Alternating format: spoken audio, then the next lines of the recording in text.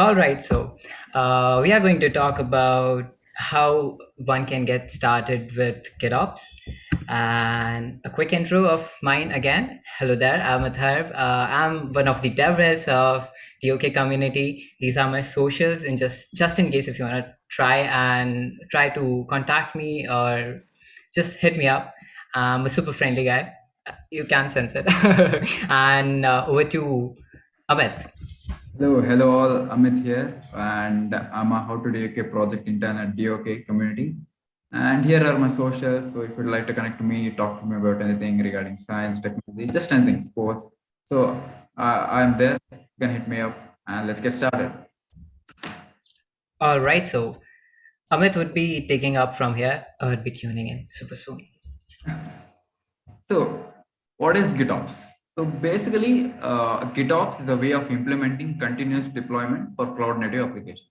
So what does that mean? It's basically GitOps is as a core idea is to have Git repository that contains a declarative description of the infrastructure you guys need in your production environment. That is basically to say that inside your Git repository, you have a file that describes the state of the infrastructure you need in your production environment. So it's a very super friendly way, right? So it focuses on developer centric experiences.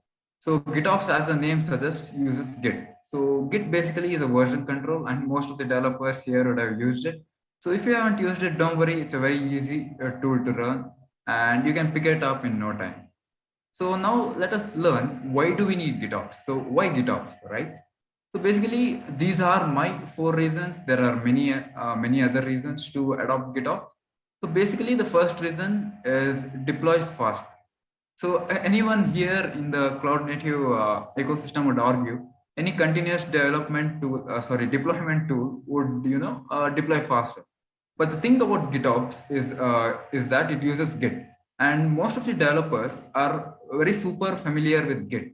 Hence, what happens is you don't need to learn an extra continuous deployment tool. So that's one thing. Next, easy and fast recovery.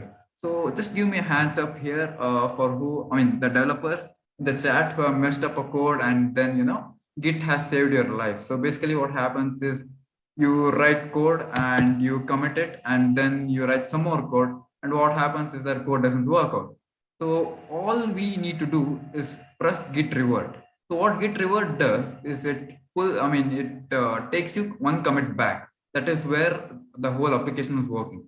That's how easy it is to work with GitOps. So if let us say you bring down a production environment, hopefully not, but yeah. So if you bring down a production environment, all you have to do is git revert. So that's how easy it is. Now and then moving on, we have self-documenting deploys. So if you're familiar with Git, you also know that Git maintains a log. So that is where all the files about your commit history is present. So it's a very in detailed and in-depth documentation that you can use uh, that you can use across your team. So that comes to the fourth point, the shared knowledge in teams. So anyone in your team can have access to your Git logs, and they can basically understand what the infrastructure is, what changes it has undergone, and all the other stuff that that helps them to make changes.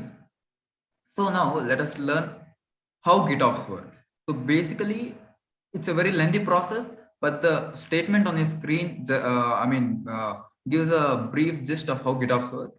So GitOps ensures that a system's cloud infrastructure is immediately reproducible based on the state of Git repository. So what this means in very super plain English is that you have a Git repository and it contains a file that states the how you want the infrastructure to be.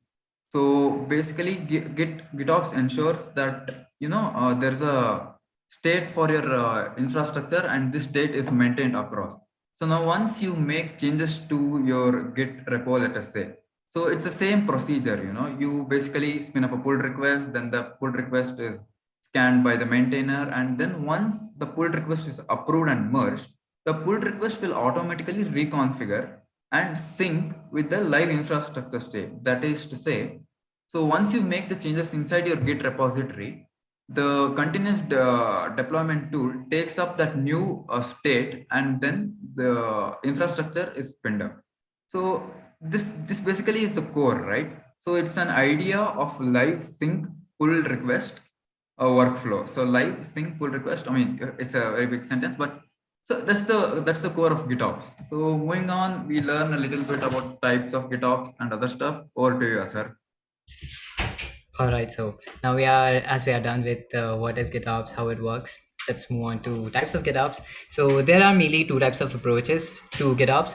First one is a push-based approach, and another one is a pull-based approach. And no, this is not the literal way how it works, but rather in the push-based approach, a CI/CD tool pushes the changes to the environment. Applying GitOps via push is consistent with the approach used for application deployment. And in this case, deployment targets for a push-based approach are not limited to just Kubernetes. And while when we talk about in the pull-based approach, in pull-based approach, an agent is installed in a cluster that pulls whenever there is a deviation from the desired configuration. And in the pull-based approach, deployment targets are limited to Kubernetes, and an agent must be installed in each Kubernetes cluster. So when we know about these certain sort of approaches, let's jump into the real world use cases of the GitOps. So the real world use cases of GitOps are pretty prominent, and you can find GitOps in pretty almost in every another thing. So the first one is, of course, the static websites. While a huge shout out to all the developers, I am sure pretty much most of the developers have used GitOps. So as we all know, the deployment of static websites are complex, and that comprises a set of markdown files which makes sites pages more rendering and more publishable in a way. And even to make it more mobile friendly, GitOps is the guy, or GitOps is is the product that you can use to achieve all these sort of things. And you can also even use GitOps in copying the deployments of the web servers, and that would probably be one of the use cases of using GitOps. Another use case is probably writing books. Uh, I'm a book reader. I'm an avid book reader. Yes, you can sense it from my specs. No, I was just kidding. I do read books sometimes, but yeah. So for the book readers, writing books, as you all know, books are tech centric, and they can be aligned with the version control system. And the GitOps pipeline can be all set up as soon as you get done with writing your book, as the pipeline can automatically check for the grammatical errors, the spelling mistakes, and further even build them into various formats like PDF and then EPUB and then doc file. And yeah, like one of the amazing use cases of GitOps. And then for documentations, GitOps for Docs is a great fit for product documentation and is commonly used for purpose as the document is only text-based and can be generated as a markdown or ASCII docs, or can be easily stored in version control systems like GitHub or Gitbucket.